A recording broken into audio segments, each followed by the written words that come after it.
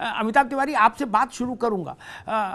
गुजरात को, चूंकि आपका काम बहुत महीन है, तमाम आंकड़े आपको याद रहते हैं, गुजरात के इस चुनाव को आप किन दृष्टियों से अलग मान रहे हैं 17 के मुकाबले 22 के चुनाव को? देखिए, 2017 में एक सामाजिक आंदोलन था, पाटीदारों का आंदोलन था ओबीसी रिजर्वेशन के लिए, जिसको हार्दिक पटेल लीड कर रहे थे। दूसरी तरफ अल्पेश ठाकुर भी एक ठाकुर समाज के आंदोलन को लीड कर रहे थे, और जिग्नेश मेवानी उस समय एक उभरते हुए दलित नेता थे। इन तीनों नेताओं का के जो भी सामाजिक आंदोलन थे, उनका जो फायदा था कहीं ना कहीं कांग्रेस को मिला, क्योंकि कांग्रेस का जो वोट शेयर है काफी बढ़ गया, और हमने देखा काफी कांटे की टक्कर हुई। इस बार क्या हो रहा है कि ये तीनों सामाजिक आंदोलन तो है नहीं।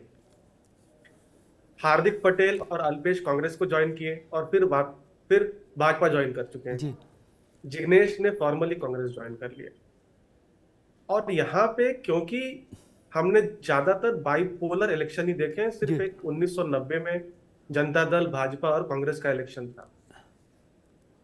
उसके बाद पहली बार यहाँ पे एक त्रिकोणीय इलेक्शन होता दिख रहा है, क्योंकि जो डिफॉल्ट ऑपोजिशन का वोट कांग्रेस को मिलता था, उसका एक चैलेंजर अभी एक मार्केट में आ गया है, और वो है आम आदमी पार्टी। और आम आदमी पार्टी का क्लियर प्लैंक है कि कांग्रेस को आप जो भी वोट दे रहे हैं वो आपका वेस्ट जाने वाला है।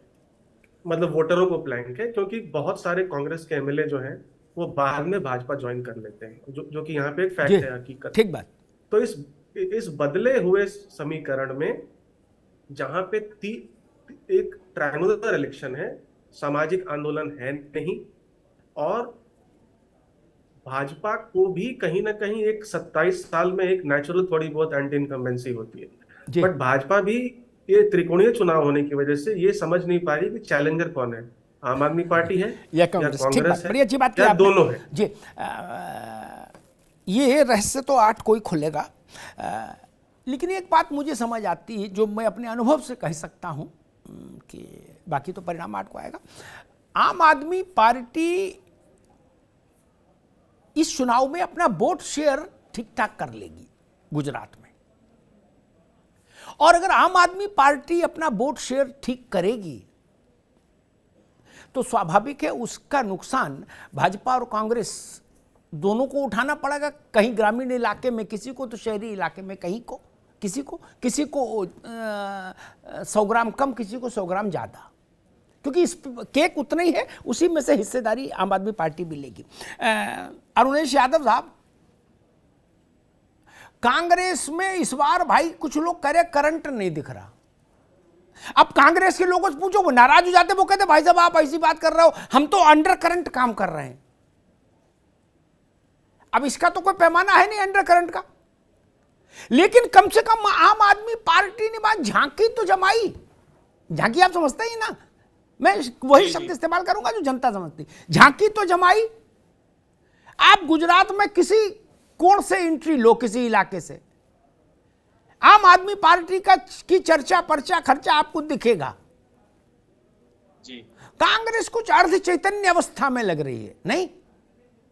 वो केवल इतने बोलते हैं कि भाई देखिए मोदी जी ऐसा कर रहे हैं और भाजपा ऐसा कर रही है, लेकिन वो कुछ करती हुई कम दिख रही है इस बार गुजरात में। जी, सबसे पहले तो नमस्कार सभी दर्शकों को। नमस्कार जी।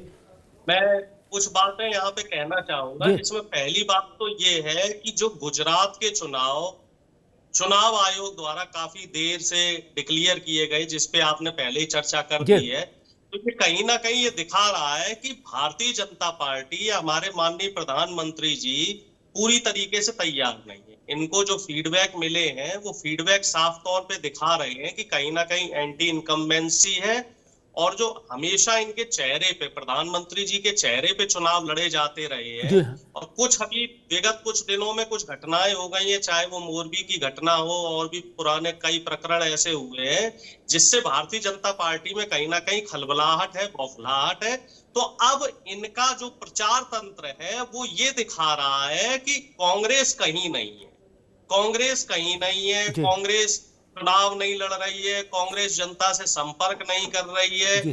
तो मैं आपके चैनल के माध्यम से इन लोगों से निवेदन करना चाहूंगा कि भाई आप अपनी तैयारी रखिए, ठीक। आप अपनी तैयारी कीजिए।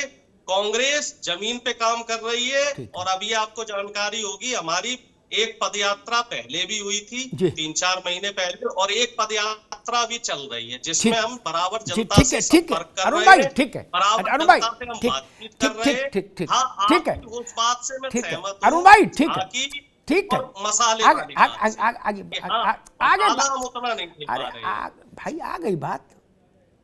देखो आप जीतो चाहे हारो, चाहे कांग्रेस आए, चाहे आम आदमी आए, चाहे भाजपा आए, मेरी सेहत पे तो राई रत्ती फर्क पड़ना नहीं, ठीक। लेकिन एक बात जान लो, चरण सिंह कम से कम आप लोगों से और हमसे तो ज्यादा समझदार थे और बड़े नेता थे।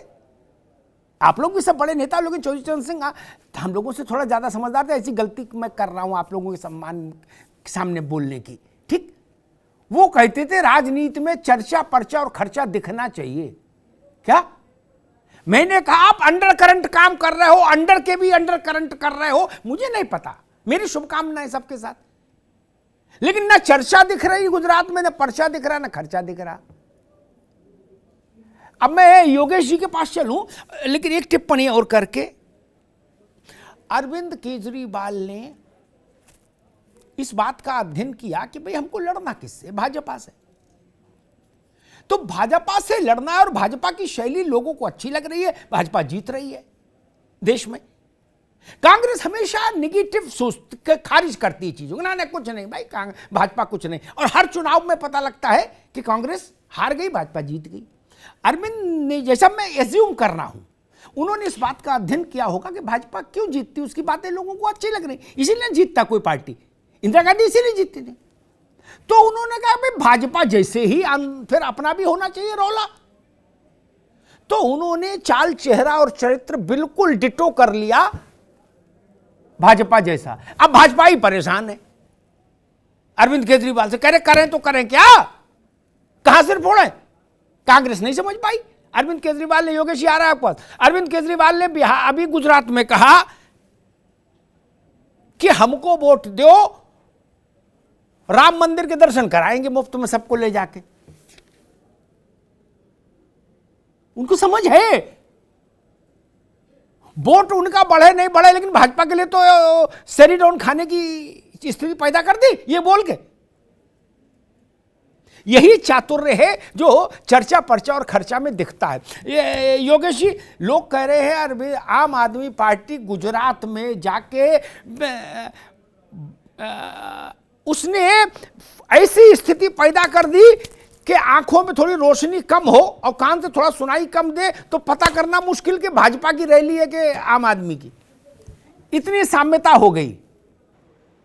प्रचार अभियान की टोन, उसका मटेरियल, उसकी दिशा, सब कुछ राममय भगवानमय कर दिया अरविंद जी ने। बोले अब कर लो बात आके। योगेश जी देखो हम गुजरातियों के लिए ये आने वाला चुनाव जी ऐतिहासिक चुनाव इसलिए माना जाता है कि इस चुनाव की इंतजार हम पिछले 27 साल से कर रहे थे, क्योंकि हम गुजराती लोग पिछले 27 साल से देख रहे थे कि भारतीय जनता पार्टी और कांग्रेस में जो फिक्स मैच फ्रेंडली जो मैच चल रहा है जी, कोई ऐसी पार्टी आए कि गुजरात में भारतीय जनता पार्टी को टक्कर दे सके। और पहली बार गुजरात में आम आदमी पार्टी और अरविंद केजरीवाल जैसे ईमानदार नेता गुजरात में आए हैं जो भाजपा को अच्छी तरह से टक्कर दे रहे हैं। क्योंकि हर बार गुजराती ने देखा कि पंचायत से लेके जिला पंचायत से लेके तालुका पंचायत से लेके विधानसभा तक का गुजरात में जो शासन है वो भाजपा और कांग्रेस का मिलीभगत का और गठबंधन का शासन है। उससे आम गुजराती जो है वो ऊब चुका है, परेशान हो चुका है। इसलिए गुजरात की जनता अब बदलाव मांग रही है।